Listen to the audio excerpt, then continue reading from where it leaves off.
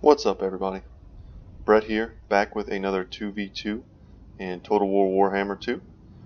I was online the other day playing some multiplayer games, and I came across a 2v2. My opponents, Imba Extreme and the Skaven player, were already loaded up, ready to go. So when I came in, I decided, you know what, I want to do something different. I want to do something fun. Let's slow this down. And I want to use a lord that doesn't always get a lot of love in the multiplayer scene, and that's Anar. He is a ranged High Elf Lord who has a lot of range-centric abilities. He can provide a lot of range buffs to his units, as well as some very unique abilities which, may or may not be very good. I kind of stripped him down and used him almost as an artillery piece. I took the Stone of Midnight, giving missile resistance here. I had a feeling with my opponent's Tomb King Skaven choices that we'd be seeing perhaps some skirmishing coming from either one of these guys. So I wanted to get that item. You see here it has quite a big radius, 55 meters, able to protect my very expensive ranged core of Sisters of Avalorn intermixed with a Shadow Walker and another Sister of Avalorn unit.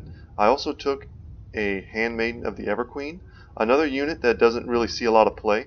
She's very strong, anti-large hero unit whose real strength lies in her versatility as a ranged unit. She also provides a lot of very similar AoE buffs to reload skill as well as missile damage, I believe. But I opted once again to strip her down. You'll notice she's on foot. I decided to cut costs to go as wide as possible, and that's something I always like to do against the Skaven, who are a faction in the game that can perhaps go the widest. I wanted to make sure I had enough of a front line to protect my very expensive back line. So against the Tomb Kings and against the Skaven, you don't generally have to worry about an overwhelming infantry presence. I was more concerned with my opponents trying to get value through artillery. Skaven artillery is very efficient, and perhaps Ushapti play from our opposing Tomb Kings player. Now, my hunch was correct. The Skaven player did in fact go with 2 Warp Lightning cannons and a Plague Claw catapult. So to counter that, once again based really only on a hunch, I decided to pick the Eagle Claw bolt throwers, and I got 2 of them. Their sole purpose for the beginning of this game will be to snipe out this Warp Lightning cannon. You'll see they're pretty efficient at it. They've already taken down 1 piece, and they're going to be going down the line taking out the other 2. Now, when I picked High Elves and I made this range-centric build, my ally came in, picked Tomb Kings, and went straight for High Queen Khalida. Now, he told me in chat he wasn't really sure what he was doing, but I thought he played wonderfully this game. High Queen Khalida has great synergy with ranged units, and he did pick quite a few of his own, opting for 2 units of basic skeleton archers as well as the Regiment of Renown, the Blessed Legion of... I'm not even going to try to say that word. And also getting 2 of the Ushapti Great Bows and placing them out front to maximize their range, which I believe is 255.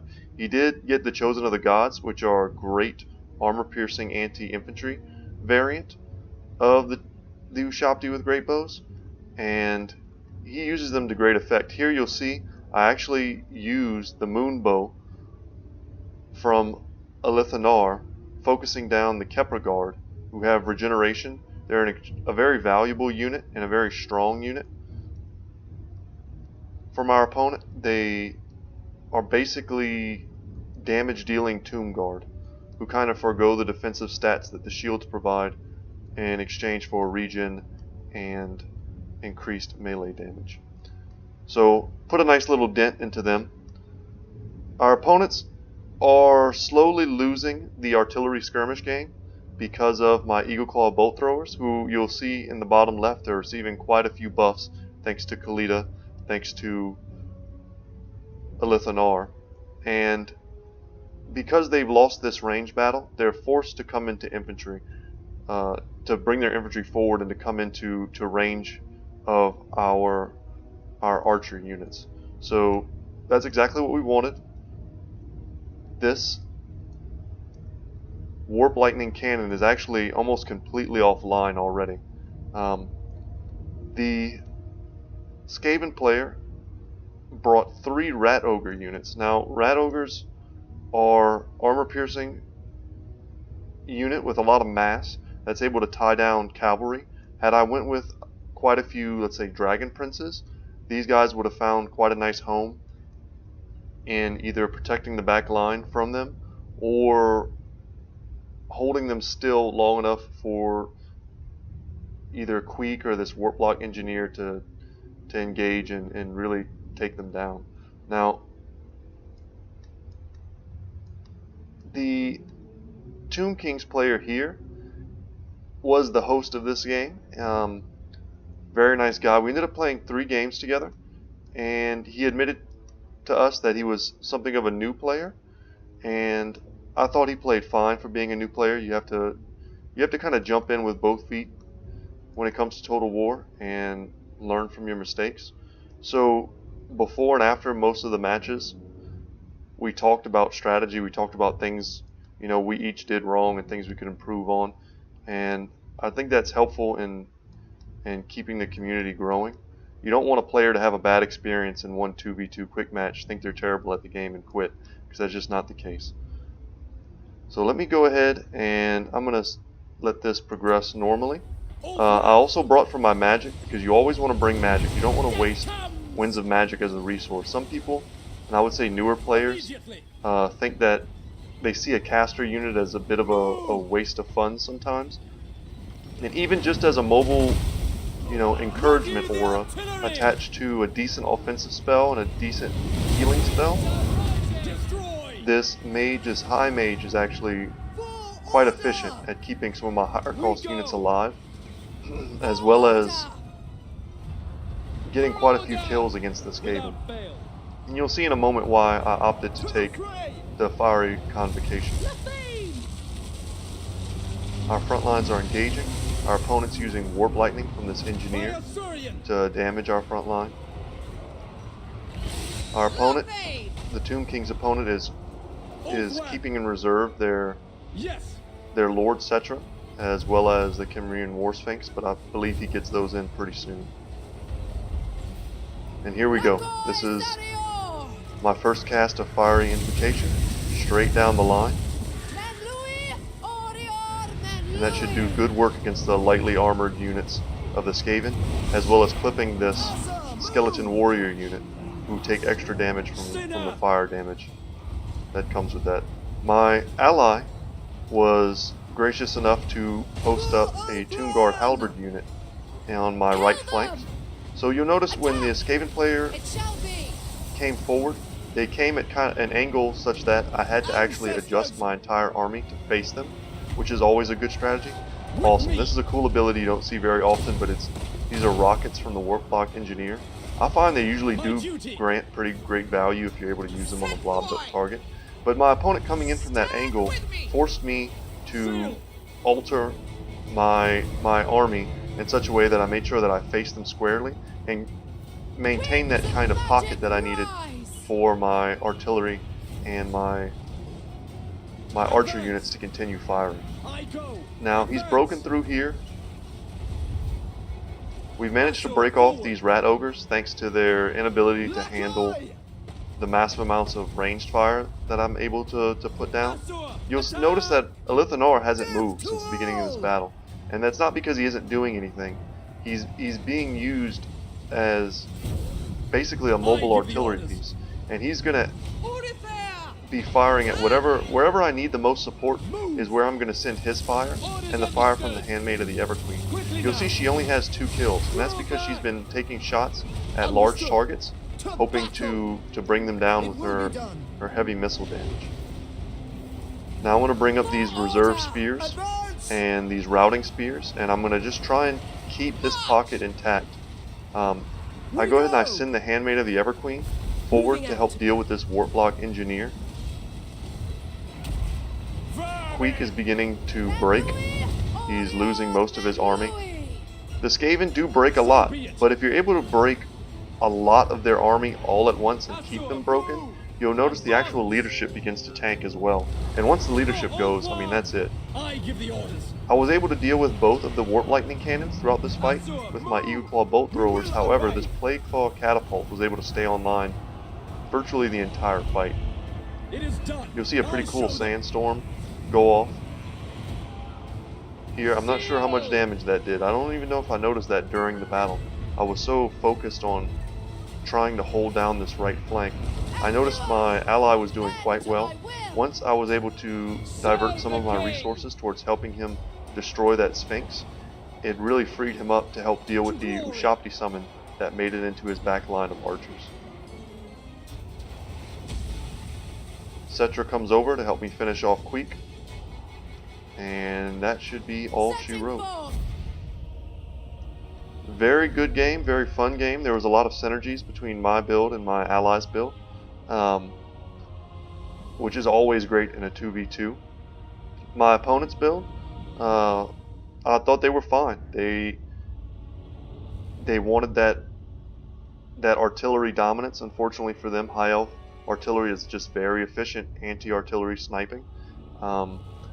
Their Tomb King roster was very shield heavy, which had they even had their position switched on the battlefield, had he advanced on me, had the Tomb King player been the one advancing on me, the superiority of his Tomb Guard and the sheer quantity of his skeleton warriors probably would have easily overwhelmed my spearman front line. Cetra in my back lines on the Chariot of the Gods would have been quite difficult for me to deal with once my frontline resources had been destroyed.